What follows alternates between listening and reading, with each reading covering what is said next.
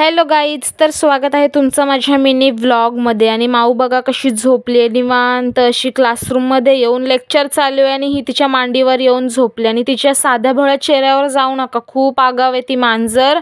एवढूशीच आहे पण खूप आगाव आहे. आणि इथे मी माय बाईट खात होते लेक्चरमध्ये अशीच टाईमपास म्हणून. त्यानंतर आज लवकर लेक्चर संपलेला म्हणून इथे आम्ही सगळे बसलेलो गप्पा मारत, कारण आमचा दिवसच जात नाही गप्पा मारल्याशिवाय.